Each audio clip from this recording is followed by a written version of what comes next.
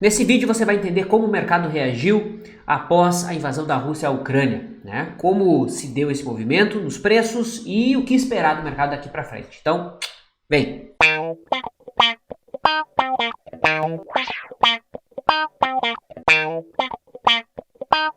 Muito bem, pessoal. Então a gente tem na tela aí o gráfico do Ibovespa, tá?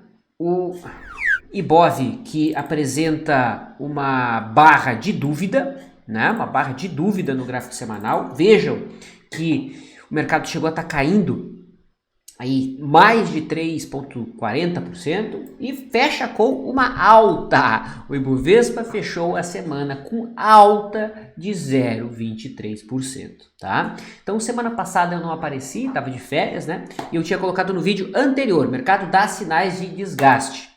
Foi nessa semana aqui, o último vídeo que a gente colocou era a quinta semana de alta consecutiva do Ibov. Na barra seguinte, o mercado deixou a barra vendedora, que foi acionada ao longo da semana, o mercado chegou a cair 3,20, naquela mínima perdida, mas houve uma grande recuperação, em especial no dia de hoje. O mercado fechou na máxima hoje, fechou muito forte, né? Enfim, a gente vai ler em detalhes ali o gráfico diário em seguida. Antes disso, pessoal, vejam aqui o Ibov. O que nós temos? A gente tem o Ibovespa deixando uma sombra inferior, já com a média móvel de 20 semanas virada para cima. E o mercado testa o topo anterior, ou seja, o mercado testa uma zona de suporte dentro já de uma tendência de alta no gráfico semanal. Logo, se o mercado superar a máxima dessa semana, a gente deve ter a continuidade da tendência de alta no gráfico semanal.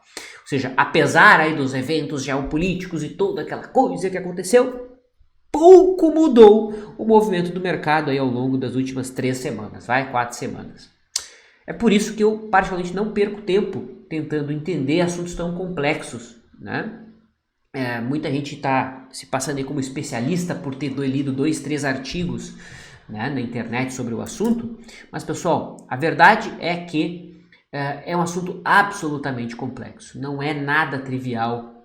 Eu vim querer opinar aqui sobre a invasão da Rússia em relação na Ucrânia, aquela coisa toda. É um assunto que não cabe a alguém que de fato não estuda aquele assunto, tá? Enfim, a minha função aqui é observar como isso reverberou no mercado. E o fato é que deu apenas volatilidade. Tá? Gráfico semanal, o mercado encerra com uma barra de retomada. O mercado deixa uma sombra inferior, testando a média móvel de 8. Se superar a máxima, a expectativa é de continuidade do movimento. Agora, mais importante que isso, a gente tem hoje o encerramento do mês. Né? Então nós tivemos uma alta em dezembro, janeiro e fevereiro. Tivemos o terceiro mês de alta consecutivo aí no nosso Ibov. Quem diria, hein, que o mercado ia retomar esse movimento de alta a partir daquela grande queda que teve desde o meio do ano passado? Bom, eu disse, né? Quem me acompanha aqui lembra que a gente colocou que, primeiro, né? Dezembro não tendia a ser um mês de queda.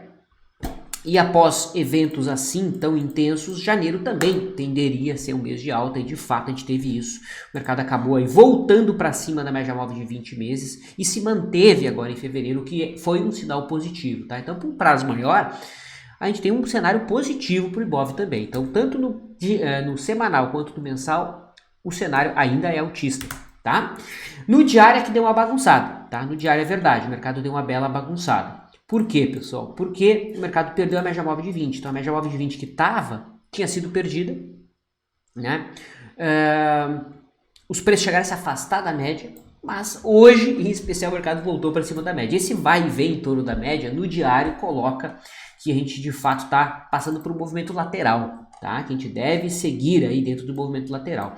E é o que acaba se tornando mais provável se a gente olha o lado esquerdo aqui, né? Esse lado esquerdo foi o movimento entre o meio de setembro e o final de outubro, né? Movimento aqui lateral.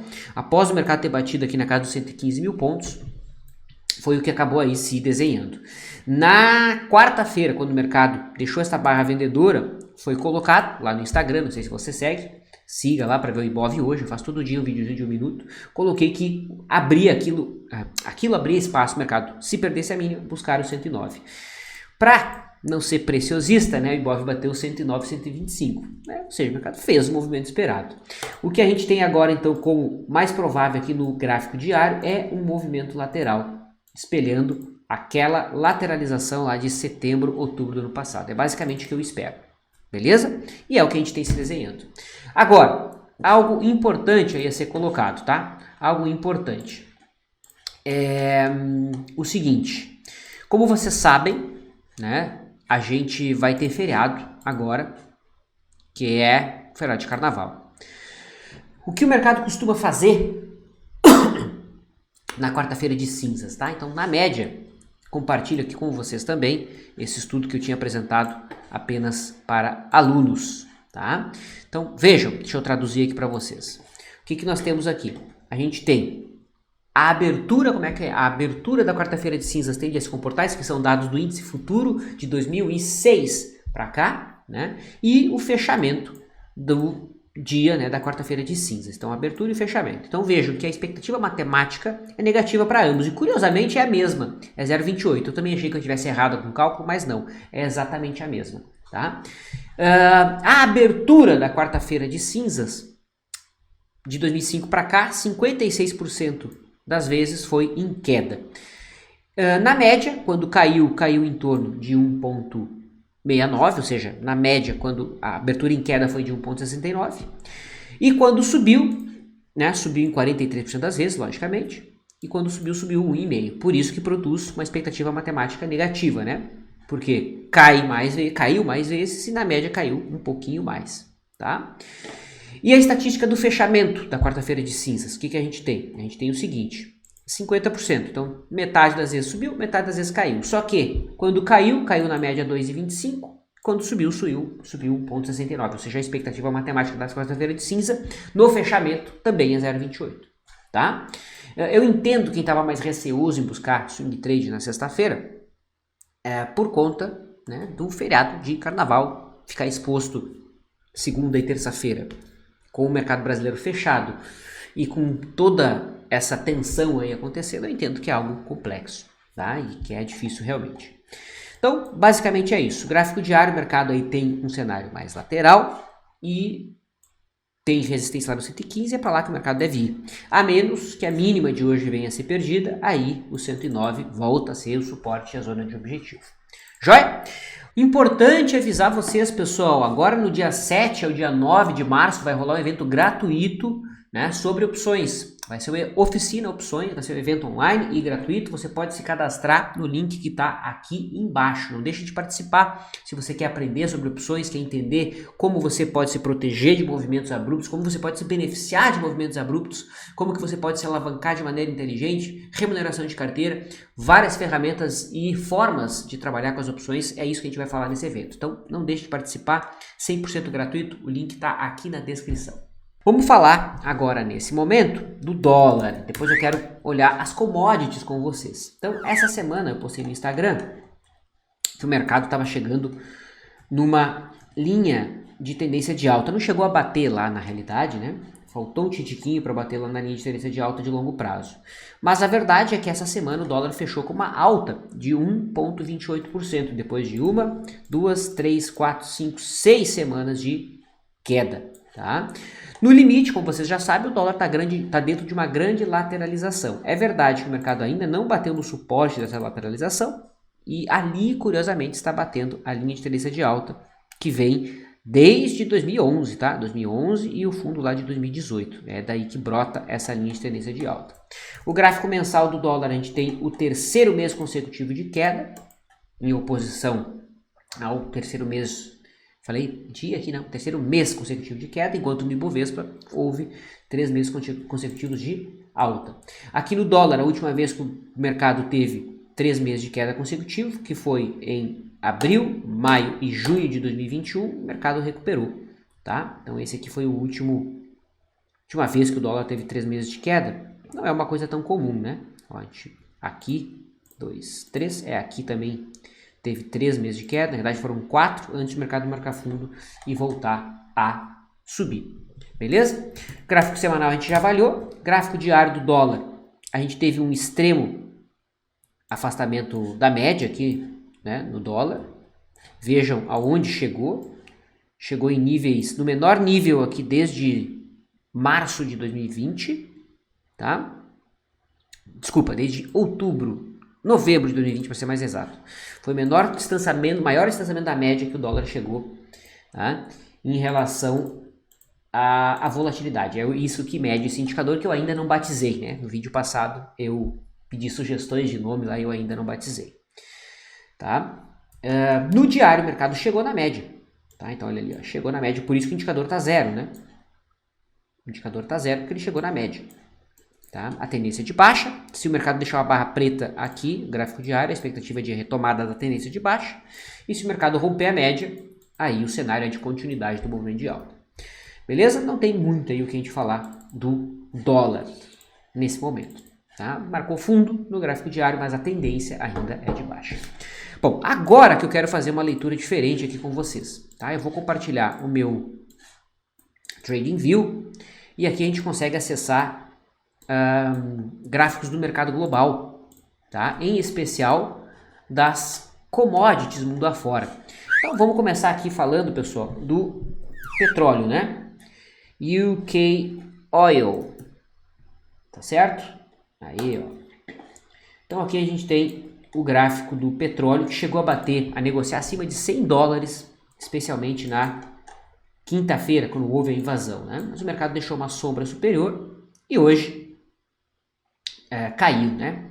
Ou seja, no dia em que em que houve o grande evento esperado, o mercado deu aquela sinalização, inclusive que pode ser de exaustão, tá? Se a gente afasta esse gráfico aqui do petróleo, a gente vê que houve um rompimento de uma resistência muito forte, né? Que era a máxima lá de 2018 e a máxima de 2021. Tá? Então qualquer correção tende a sentir esse suporte aqui como amparo. Tá bom? Então monitorem aqui os 87 dólares como zona aí de suporte relevante para o petróleo. Tá? Quais outras commodities aí que faz sentido a gente colocar? Tá? Eu posso colocar para vocês aqui o milho, que foi outra commodity que teve uma grande valorização, né, na quinta-feira. O mercado abriu com uma forte alta, devolveu tudo e hoje, né, fechou negativo, queda de quase 5%. No gráfico semanal, vejam a barra que o milho deixou, uma barra de exaustão. Então, aquele sobe no boato, realiza no fato, tá? Muita volatilidade, o mercado devolveu, né? Outra curiosidade é que o milho, que trabalhou dentro de uma lateralização em forma de triângulo, né, que tinha sido rompida em outubro, bateu no objetivo exatamente ontem, na quinta-feira, tá? Outra commodity que eu quero compartilhar com vocês é a do gás natural, o NL, tá? E aqui o mercado até abriu em alta, testando o topo anterior, testando a linha de referência de um alargamento, mas não houve nada assim tão bizarro, né? O que a gente tem aqui no gás natural é um alargamento, né? Um processo de maior volatilidade que já vinha acontecendo há algumas semanas, tá? Curiosamente, outro ponto interessante é que se a gente pegar essa congestão do gás natural que foi rompida lá em junho, né? Aqui é 100% do objetivo, né? Uma vez a amplitude e aqui é 2 vezes a amplitude, né? E foi onde o mercado segura no momento, tá? Então foram patamares de preço interessante a gente colocar. Outra commodity que fez um movimento curioso foi o trigo, wheat, tá? Esse, ao contrário das demais, ao contrário não, né? Essa aqui subiu ontem, assim como as outras commodities, e hoje devolveu, né? Sexta-feira teve queda de 8%. Então é o famoso, mais uma vez, sobe no fato, realiza, sobe no boato, realiza no fato, né? Aqui o canal de alta que o mercado respeitou, volta para dentro do canal, e é basicamente isso. Ou seja, pessoal, o que esse evento tão importante ocasionou, né? Ocasionou volatilidade, como já era de se esperar, né? Para você se beneficiar de algo assim, você já tinha que ter montado alguma posição para se beneficiar de algo nesse sentido, tá? Porque montar no dia em que acontece a invasão, né, esperando se beneficiar disso, fica realmente complicado, tá bom? Eu já vou aproveitar e já vamos falar do Bitcoin, BTC, como é que foi o comportamento aí do Bitcoin ao longo desse... eu tenho o Vector, né? Tem que falar do Vector. Vector, que é a plataforma parceira. Então, ao invés da gente olhar ali o TradingView, a gente pode olhar o Bitcoin diretamente aqui na plataforma, fica bem melhor, né? Então, aqui, ó, pessoal, o que a gente tem no Bitcoin? Primeiro que o gráfico semanal do Bitcoin só fecha no sábado, né? Certo? Só fecha no sábado. Então, vamos olhar o gráfico diário, que já basta. O que nós tivemos ontem? Grande volatilidade também. O Bitcoin chegou a estar caindo 8%, chegou a estar subindo 6% e fechou com alta de 2%. Tá? O que parece se dar aqui no Bitcoin, na minha visão, é algum tipo de movimento lateral também. Tá? Esse movimento aqui, espelhado para cá, não sei. Esse movimento aqui, né? Espelhado para cá.